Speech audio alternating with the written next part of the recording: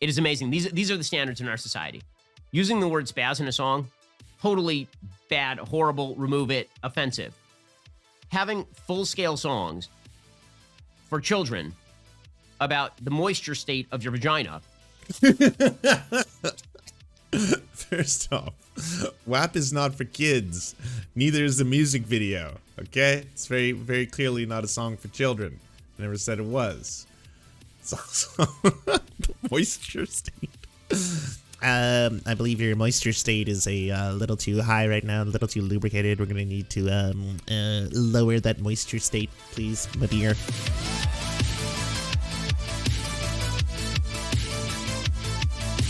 I only saw the little teeny viral clip. I haven't actually seen this whole segment. On the cultural front here in the United States, we have a very sad story about, of course, the Queen Bee, Beyonce. Now, I am not a Beyonce fan. I think that she is an immensely talented singer who has subjugated her singing to kind of warbling three-note You would love Lemonade, Ben. mantras over and over in incoherent fashion over a heavy beat. So I think, like, if you watch her in Dreamgirls, very talented actress. Very You watch her in Dreamgirls.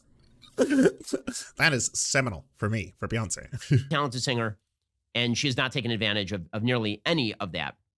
She has decided instead to become a leading political figure, which is what we do with all of our cultural figures these days. Well, now she's run into a hitch, and it's very, very sad. So we've been told that her new album, Renaissance, is a revelation. It's the most important album to come out since Beethoven. It's super, super important. Okay, well, there are a few problems. And I don't remember seeing that. I remember seeing a lot of people hyped online. It's like, oh, cool, new Beyonce album.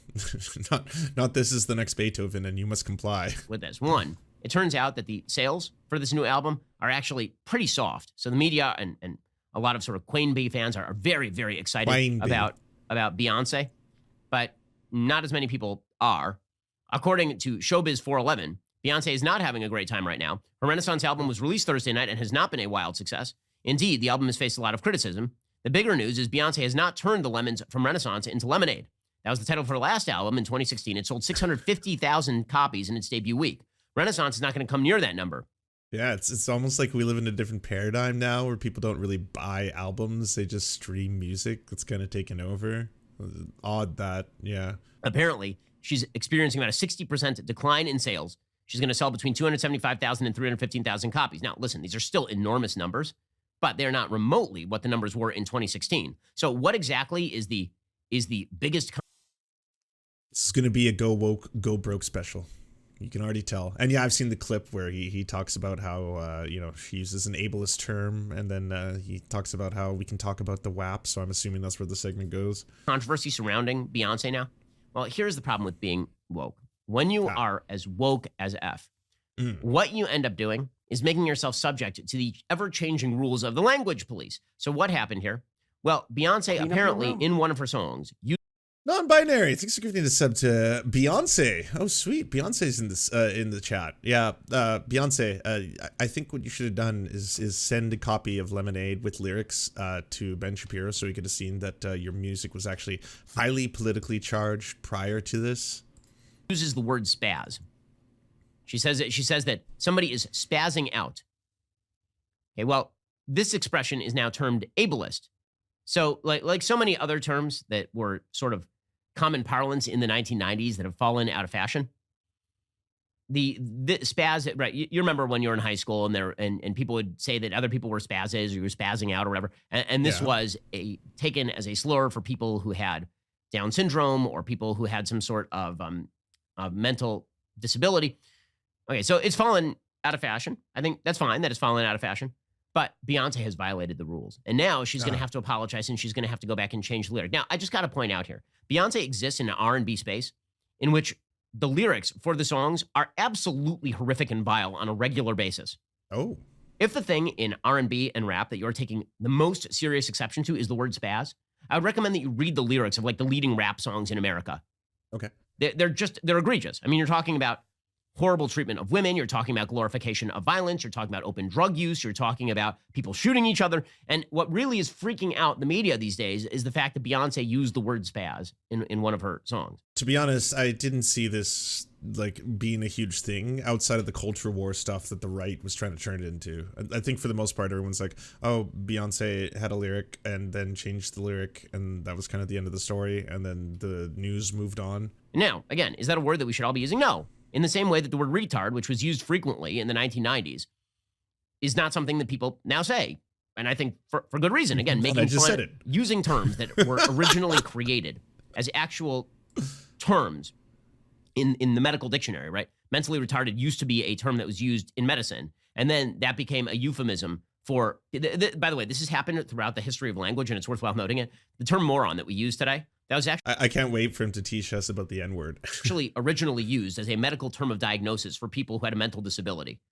And then people started calling each other that. And then the medical professionals were like, well, you can't use that term anymore. It's become a slur. So, you know what we'll say? We'll say that people are mentally retarded. And then people started using that as a slur. He just keeps doing it. and then they said, well, we can't do that anymore. So instead what we're going to say is disabled, mentally disabled. And then they said, people started using that as a slur. So the tendency is that human beings are mean and nasty. And what they tend to do is they pick up terms that describe people who are not functioning normally. And then they use those as slurs on other people. Okay, so yes. All of that is to say that language routinely morphs, and if somebody sort of gets left behind because they're using terms that were perfectly appropriate in 1990, or at least were in common parlance in maybe if they weren't appropriate, that were in common parlance in 1990, that if they're using those terms now, out of time, then now we have to like beat them with a club.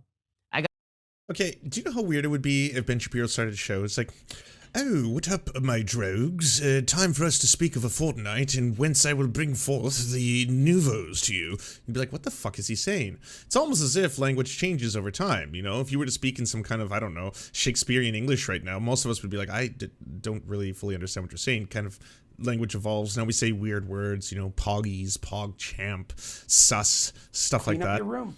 It happens over time. Gotta say, I'm not there for it. Like, should Beyonce have used the word spaz? No. Also, is this like, this is where you choose to draw the line in the R&B world? Seriously? We'll get to more on this in just one. But you seem to be very concerned about this, because, like, if it wasn't a big deal, you wouldn't make a segment on it. You'd just be like, oh, okay, it was one word, she changed the word. It doesn't matter to me. I don't listen to her music, as you've already said you don't. You're not a big fan. So that would have just been the end of the story, right? Of the derogatory term, including a scathing op-ed in The Guardian by writer and disability advocate Hannah Davini, who argued disabled people deserve better. Davini additionally drew comparisons to Beyonce's use of ableist language with the singer Lizzo's controversial lyrics in her song Girls. You'll remember that she was under hot water, Lizzo was, for her use of the same term in a single from her new album Special. Lizzo apologized to the community impacted and offended by her language, which also replaced the lyric. By the way, one of the, a similar sort of evolution of language is that people who had special needs, now people will call each other special. Like, this is just what people do, and it's not great, and it's not wonderful. But this idea that these people must be cleansed, they must issue abject apologies, I gotta say, it's overwrought.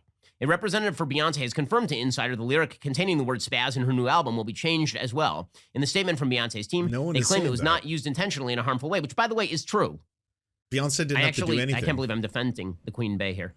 I'm now one of the Praetorian Guards for the Queen Bey, but apparently I am. This is not the only controversy the Grammy-winning singer has faced amid release of the new album. Renaissance was leaked 2 days prior to its official release date. Additionally, the superstar has now been involved in a feud with singer Kellis over the sampling of her song Milkshake. Kellis said that Beyonce did not inform her prior to the use of her song, claiming theft. However, it is unlikely Beyonce's team was contractually required to inform Kellis prior to use. This is another musical issue that I have no idea how it's okay to just grab other people's music and sample it. But with that said, it is amazing. These are the standards in our society. Using the word spaz in a song, totally bad, horrible, remove it, offensive. Having full-scale songs for children about the moisture state of your vagina.